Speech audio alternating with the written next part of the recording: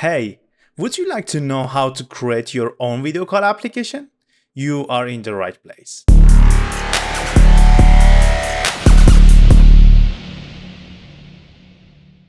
Hello everyone and welcome back to my YouTube channel. In this video, we are going to learn how to create a video calling application in 10 steps. Since we are exploring the basic of WebRTC, it doesn't matter what framework are you using. So if you follow these steps, you will be able to create your own video calling application.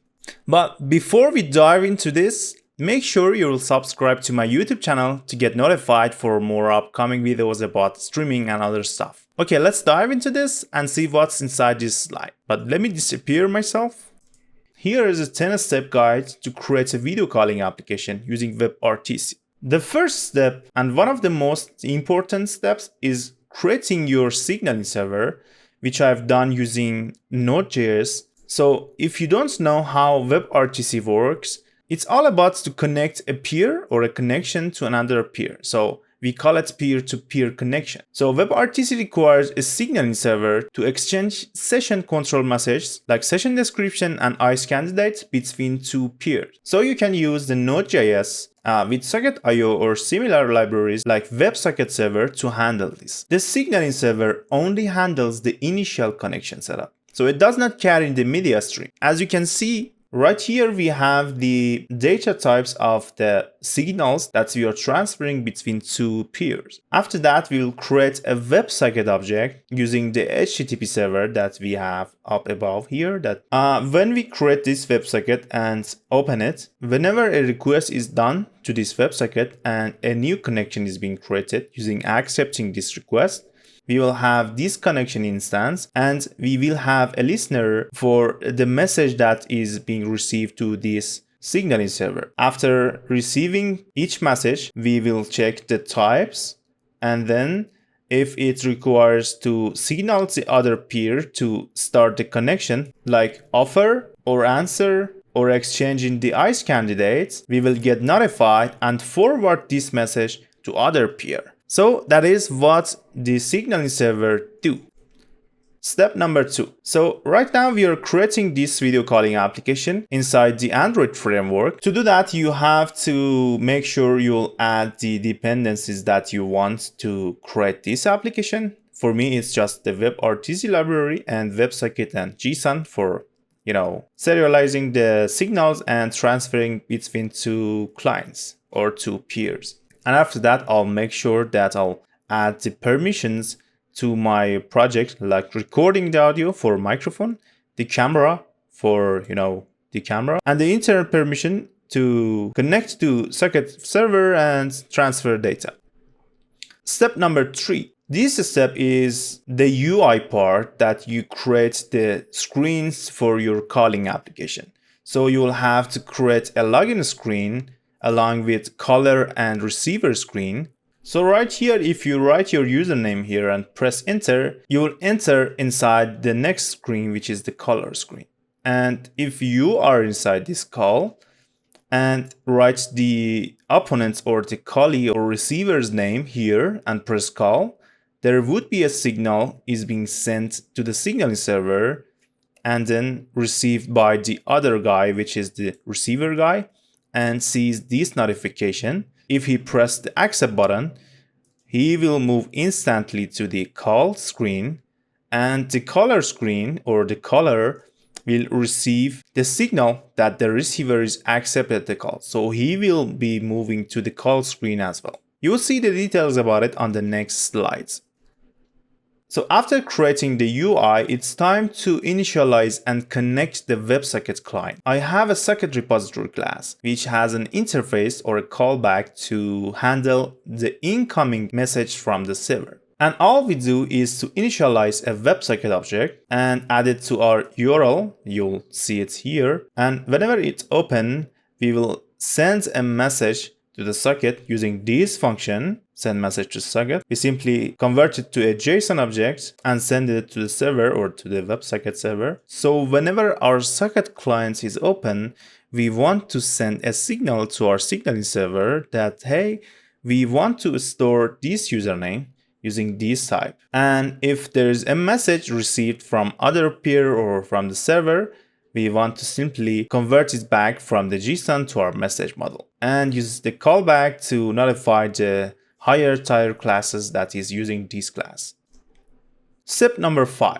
In this step, we will set up our WebRTC basics, like PeerConnectionFactory, turn server, and start servers. So right here, you'll see that we have provided the EGL context, which is used by our PeerConnectionFactory. And then we will have our iServers using iServer Builder and other peer connection stuff and video source and audio source, which is being introduced lazily. It means that we want to create them whenever we call them. So I have 3 important functions here. The first one is to initialize my peer connection factory. As you can see, we will create a peer connection option. We will add the field trials and some options to it, and then we will initialize the peer connection factory using this peer connection option object.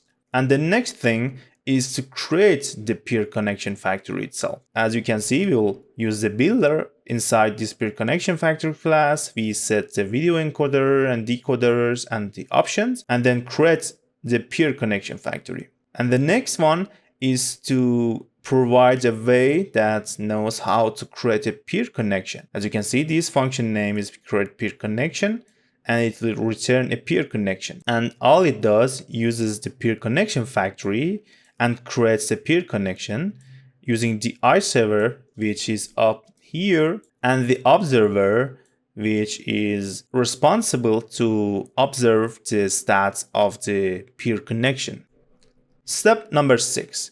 In these steps, we have to start the local stream and create the peer connection and add stream to it. I have 3 important functions here to start the local stream, create peer connection, and add stream. So first, we have to access the device camera and microphone, initialize video capture, and start capturing the local video stream. I have a function named getVideoCapture here, which uses camera2 enumerator and finds the camera that you want to use and then provide the functionality to start the stream. And here I'll have the start local video function, which creates a surface texture helper and then uses this get video capturer to initialize the video capturer and then initialize the camera that we are going to use using surface texture helper and also the context. After that, after we initialize the video capturer, it's time to start capturing. So I'll use the start capture function, add the dimension of the camera and the frame per second that I want to record. Right after that, we will create our video and audio tracks. Using peer connection, create video track, and also PeerConnectionFactory creates audio track. And you will see a line here which says add sync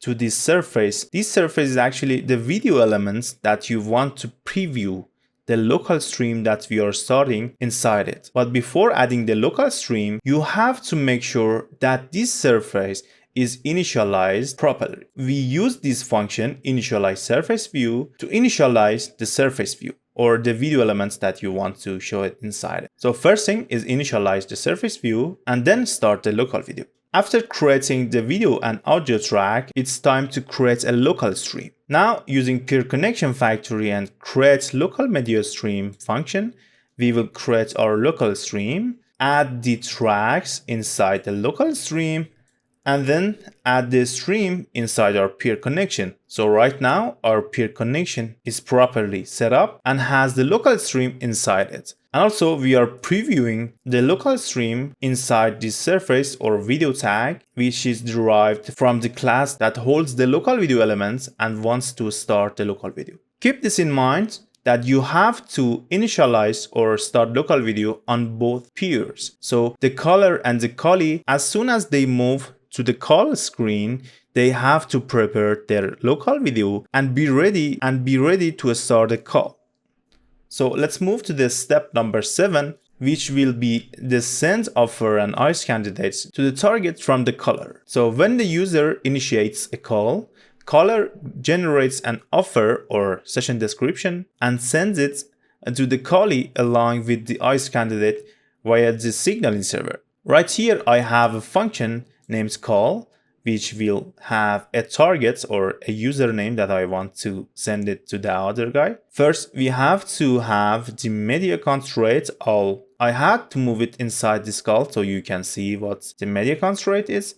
Here is the media constraint. We will add some mandatory or some rules to it, which is offered to receive the video. And then using the PeerConnection object, you have to use the function named createOffer.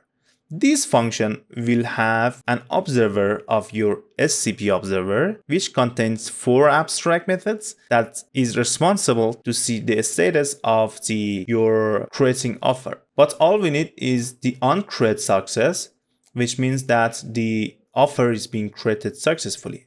And we use the description object to transfer it to the other guy or to the other peer. But first, before sending it to the other peer, we have to set it as the local description. So your peer connection knows how is our local description right now. So after creating the offer, we will use the socket repository and the send message to the socket function to send this signal to the other peer. So step number 8 is to receive the offer. In this scenario, whenever we send the offer to other peer, sets it as the remote description and generates an answer. If we receive an offer from caller, we have to add it as the remote description inside our peer connection. And also after that, we have to create our answer. It means, hey, I want to answer to your offer. So using the peer connection again, we will create the answer again using the SCP observer. And if the answer is created successfully, we want to set it as the local description again and send it as an answer. And the constraint goes here to create an answer. Meanwhile, we have to exchange the ICE candidate that I'm not showing it here. You will see on the last slide. But right now, if we return this answer to the caller, which will be a step number 9, we have to set it as the remote description again. And also we will have to add the ICE candidate that is being generated for each client and being received from the caller or the callee. So it goes in step number 10, which is the final step. You'll see whenever you want to initialize your WebRTC client, or RTC client in my case, we will have to pass the peer connection observer. If you remember, let's go back to slide number 5. As you can see, we will have a peer connection observer here whenever we want to create a peer connection object, and this one will be received from the global object inside my RTC client class. So let's go back to last slide. So right here, we want to instantiate our RTC client and we will pass the peer connection observer anonymously like this, and we override 2 functions. The first one is on ICE candidate, which is responsible to the part that ICE candidate is being generated. So whenever this ICE candidate is being generated, first we will have to add it inside our peer connection, and then we will pack it up as an object like this and send it to other peer. So whenever you receive the ICE candidate as the opponent or the other peer, you will have to add it to your peer connection. Pretty straightforward. So in the end, you will have to exchange the session description and ICE candidate that is being generated. And in the final step, if the connection is established and it gets to the connected state, you will see a stream is being added to your peer connection, which is the remote screen or the opponent's screen inside this onAdd stream function. And this one will be triggered and has a media stream object inside it. So we will check if the video track is not empty or null. We want to get first element and add it or add sync to your remote view, which is the surface view in my case, or video elements or anything that you have, and preview it inside your remote view. And that is the 10th step to set up your video calling application. If you have any question, you can drop it inside the comment section below. And also do not forget to subscribe to my YouTube channel. Thanks for watching. See you everyone.